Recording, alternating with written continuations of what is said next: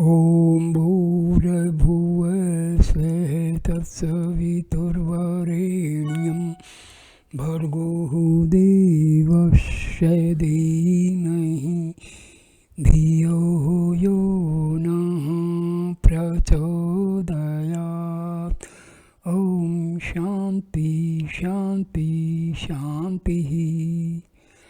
Namaskar, my dear friends. I am going to make a video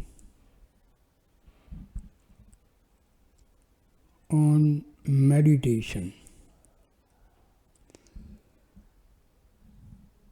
What is meditation and how it is done? The answers to this important question were given by Bhagwan Sri Ramana Maharshi.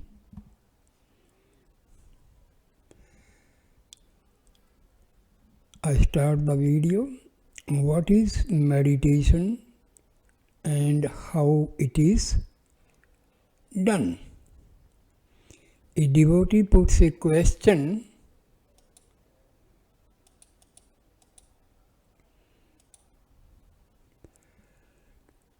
What should one think of when meditating? Maharshi replies, what is meditation? It is expulsion of thoughts. Thoughts are to be removed. You are perturbed by thoughts which run one after another, just like a chain reaction. Hold on to one thought so that others are expelled. Continuous practice gives the necessary strength of mind to engage in meditation. So meditation means removal of thoughts except a particular thought. And many times Bhagwan Sri Ramana Maharshi had told during question answer sessions that expel all thoughts except the one, and that one thought should be concentration on the self. So that is the actual meaning of meditation. Concentrate on the self. Rest all other thoughts will be expelled by themselves. So Maharshi further replies, what is meditation?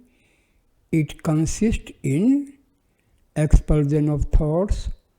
All the present troubles are due to thoughts and are themselves thoughts. Give up thoughts, that is happiness, and also meditation.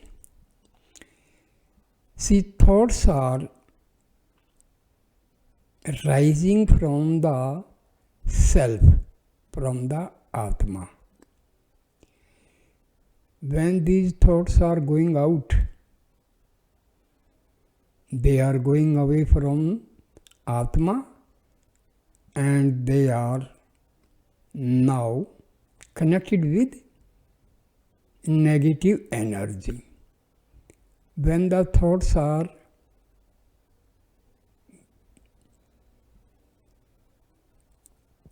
going back to the source, that is the self, they are connected with positive energy. So thoughts going out are connected with the world. So they are going away from the self. Devotee puts the question, how are thoughts given up? Maharshi replies, the thoughts are for the thinker. Remain as the self of the thinker, and there is an end of thoughts. Now here Maharshi says thinker. Here thinker is the ego. The source of ego is the self. Source of ego is the Atma. So, make ego to go back to the source, that is the Atma. So, this ego will be eliminated, and what will be remaining? Only the self. So Maharshi further replies, if you go the way of your thoughts, you will be carried away by them, and you will find yourself in an endless maze. Because there is no end to the rising of thoughts from the Atma. So they will continue arising from the Atma. Devotee puts a question. So then, I must go back tracing the source of thoughts? Good question. Maharshi. And there lies the answer. Maharshi, yes, in that way, the thoughts will disappear and the self alone will remain. In fact, there is no inside or outside for the self. They are also projections of the ego. The self is pure and absolute. So, source of mind, source of thoughts, and source of ego is the self. So when mind, thoughts and ego, they are all directed to go back to the source, that is the Atma. So what remains is only Atma. Maharshi further replies, because you think that so and so is your wife, and so are your children. You also think that you are bound to them. These thoughts are yours. They owe their very existence to you. You can entertain these thoughts or relinquish them. The former is bondage and the latter is release. Devotee, it is not quite clear to me. Maharshi replies, you must exist in order that you may think. You may think these thoughts or other thoughts. The thoughts change, but not you. Let go the passing thoughts and hold on to the unchanging self. The thoughts form your bondage. If they are given up, there is release. The bondage is not external. So, no external remedy need be sought for release. It is within your competence to think and thus to get bound, or to cease thinking and thus be free. Devotee puts a question. But it is not easy to remain without thinking. Maharshi, you need not cease thinking. Only think of the root of the thoughts. Seek it and find it. the self shines by itself. When that is found, the thoughts cease of their own accord. That is freedom from bondage. The best way to get rid of thoughts is direct the thoughts intentionally and by putting efforts. Direct these thoughts to go back to their source, that is the Atma residing in the spiritual heart. When these thoughts start moving from external to internal path, they are connected with positive energy. They are going towards the Atma. So, these thoughts are near to Atma, and finally these thoughts merge with Atma. So, directing the thoughts towards spiritual heart is the only way to get rid of these thoughts. Maharshi, Mr. Eknath Rao puts a question. How is Dhyana practiced? With eyes open or closed? Maharshi replies, it may be done either way.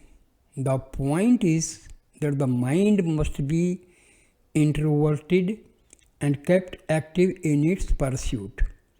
Sometimes it happens that when the eyes are closed, the latent thoughts rush forth with great vigor. It may also be difficult to introvert the mind with the eyes open. It requires the strength of mind to do so. The mind is contaminated when it takes in objects. Otherwise, it is pure. The main factor in Dhyana is to keep the mind active in its own pursuit without taking in external impressions or thinking of other matters. A lady puts a question to Maharshi. What is the difference between meditation and distraction? Maharshi replies, no difference. When there are thoughts, it is distraction. When there are no thoughts, it is meditation. However, meditation is only practice as distinguished from the real state of peace. The lady further puts a question. How to practice meditation? Maharshi replies, keep off thoughts. Because meditation is nothing but expulsion of thoughts. Dr. Bernard Bay, an American chemist who had interested himself in Vedanta for the last 20 years, now in India, came on a visit to the master. He asked, how is abhyasa to be made? I am trying to find the light. He himself explained abhyasa as concentration, that is, one pointedness of mind. The master asked, what was his abhyasa practice till now? The visitor said he concentrated on the nasal base, but his mind wandered. Maharshi, Is there a mind? Another devotee gently put in, the mind is only a collection of thoughts. Mercy. To whom are the thoughts? If you try to locate the mind vanishes and the self alone remains. Being alone, there can be no one-pointedness or otherwise. Devotee. It is so difficult to understand this. If something concrete is said, it can be readily grasped. Japa, dhyana, etc. are more concrete.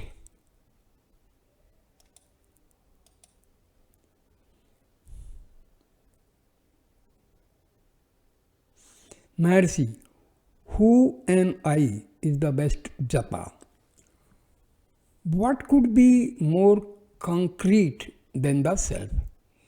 It is within each one's experience every moment.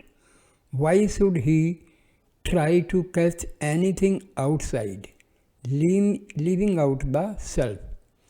Let each one try to find out the non-self instead of searching for the unknown, something beyond.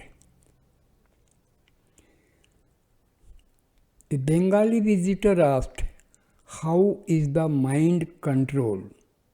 Maharshi replies, what do you call the mind? The devotee replies, when I sit down to think of God, thoughts wander away to other objects. I want to control those thoughts.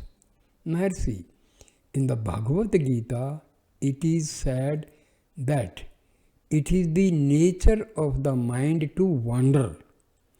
One must bring one's thoughts to bear on God. By long practice, the mind is controlled and made steady. The wavering of the mind is a weakness arising from the dissipation of its energy in the shape of thoughts.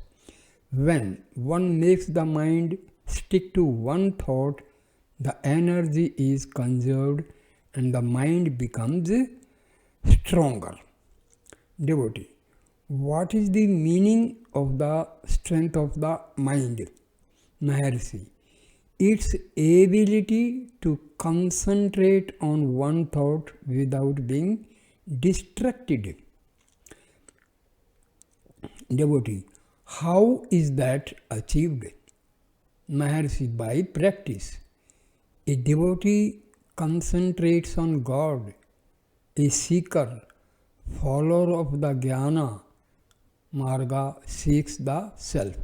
The practice is equally difficult for both. Devotee, even if the mind is brought to bear on the search for the self, after a long struggle, the mind begins to elude him and the man is not aware of the mischief until after some time. Maharshi, so it would be in the earlier stages, the mind reverts to the search at long intervals. With continued practice, it reverts at shorter intervals until finally it does not wander at all. It is then that the dormant Shakti, power, manifests. The sattvic pure mind is free from thoughts, whereas the rajasic mind is full of them. The sattvic mind resolves itself into the life current. See here, when the mind is going out, it is having rajasic and tamasic. And when the mind is moving towards the self, it is having sattvic. This mind is sattvic, and the mind going out is rajasic and tamasic mind. Same you can say, mind going back to the source is having positive energy, mind going away from the self is having negative energy. Or you can say tamasic or rajasic, and going towards the mind is pure, mind is sattvic. Devotee puts a question: how to get rid of the mind? Mercy. Is it the mind that wants to kill itself? The mind cannot kill itself. So, your business is to find the real nature of the mind. Then you will know that there is no mind. When the self is sought, the mind is nowhere.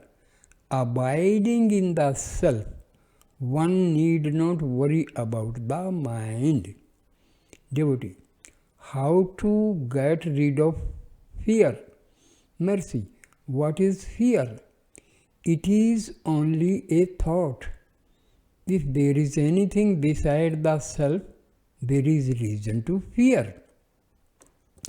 Who sees the second, anything external?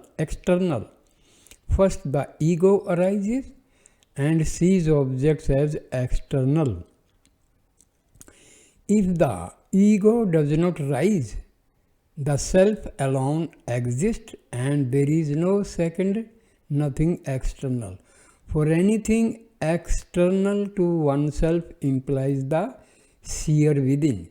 Seeking it, there will arise no doubt, no fear. Not only fear, all other thoughts centered around the ego will disappear along with it. So mind and ego are not different, both are the same.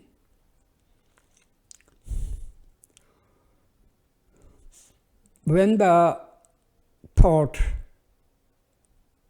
primary thought, I thought that is called, identifies with the body, this is known as primary thought, I thought, false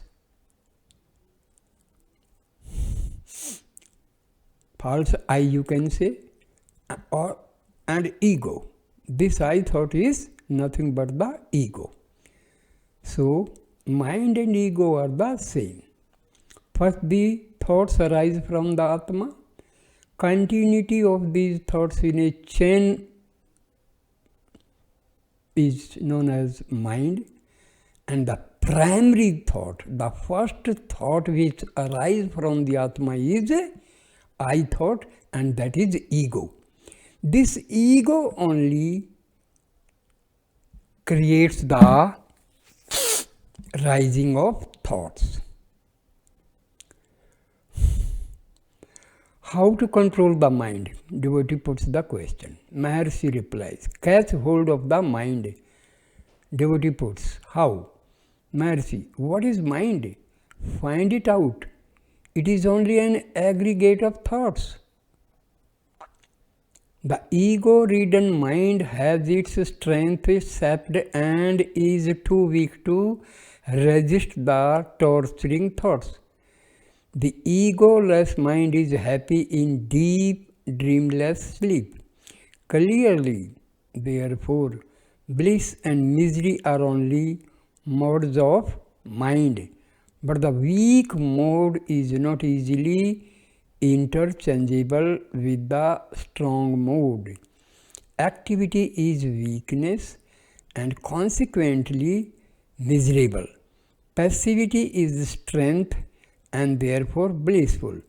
The dormant strength is not apparent and therefore not availed of. The cosmic mind, manifesting in some rare being, is able to affect the linkage in others of the individual weak mind with the universal strong mind of the inner recess. Such a rare being is called the Guru or God in manifestation. Devotee puts the question, how to destroy the mind? Maharshi, seek the mind. On being sought, it will disappear. Devotee, I do not understand. Maharshi, the mind is only a bundle of thoughts. The thoughts arise because there is the thinker, that is ego. The thinker is the ego. The ego, if sought, will vanish automatically. The ego and the mind are the same. The ego is the root thought, primary thought, first thought, from which all other thoughts arise. Devotee, how to seek the mind? Mercy, dive within. You are now aware that the mind rises up from within, that is from Atma. So sink within and seek. The self is the unassociated pure reality in whose light the body, the ego, etc. shine. On stilling all thoughts, the pure consciousness remains over. Just on waking from sleep and before becoming aware of the world, there is that pure I. Hold on to it without sleeping or without allowing thoughts to possess you. If that is held firm, it does not matter, even though the world is seen. The seer remains unaffected by the phenomena. Maharshi further replies, to say I am not this or I am that, there must be the I. This I is only the ego or the I thought. After the rising up of this I thought, all other thoughts arise. The I thought is therefore the root thought. If the root is pulled out, all others are at the same time uprooted. Therefore, seek the root I. Question yourself, who am I? Find out its source. Then all these will vanish and the pure self will remain. Who am I? Here I is the ego, M is the existence, and who is the query. So the who am I? It is the query for the ego. In this way the ego is hurt, it feels insulted, and continuously if the query is put who am I, this ego is weakened and finally it is completely destroyed, and there shines the pure self. Devotee, how to do it? Maharshi, the I is always there in deep sleep, in dream, and in wakefulness. The one in sleep is the same as that who now speaks. There is always the feeling of I. Otherwise, do you deny your existence? You do not. You say, I am. Find out who is. Maharshi further replies, I am Brahma is only a thought. Who says it? Brahma itself does not say so. What need is there for you to say it? Nor can the real I say so, for I always abides as Brahma. To be saying it is only a thought. Whose thought is it? All thoughts are from the unreal I, that is the ego, that is the I thought. remain without thinking. So long as there is thought, there will be fear. Forgetfulness and thoughts are for I thought only. Hold it, it will disappear as a phantom. What remains over is the real I, that is the self. I am Brahma is an aid to concentration. It keeps off other thoughts. That one thought alone persists. See whose is that thought. It will be found to be form I. Wherefrom is the I thought? Probe into it. The I thought will vanish. The Supreme Self will shine forth of itself. No further effort is needed. Maharshi further replies, the mind is only a bundle of thoughts. The thoughts have their root in the I thought. He quoted, whoever investigates the origin of the I thought, for him the ego perishes. This is the true investigation. The true I is then found shining by itself. Devotee puts a question. This I thought rises from me, but I do not know the self. Maharshi, all these are only mental concepts. You are now identifying yourself with a wrong I, which is the I thought, which is the ego. This I thought rises and sinks, whereas the true significance of I is beyond both. There cannot be a break in your being. You who slept are also now awake. There was not unhappiness in your deep sleep, whereas it exists now. What is it that has happened now so that this difference is experienced? There was no I thought in your sleep, whereas it is present now. The true I is not apparent and the false I is parading itself. This false I is the obstacle to your right knowledge. This false I is nothing but ego. Find out where from this false I arises. Then it will disappear. You will be only what you are, that is absolute being. Devotee puts a question. How to do it? I have not succeeded so far. Maharshi, search for the source of the I thought. That is all that one has to do. The universe exists on account of the I thought. If that ends, there is an end of misery also. The false I will end only when its source is sought. Devotee, how to know the self? Maharshi, see what the self is.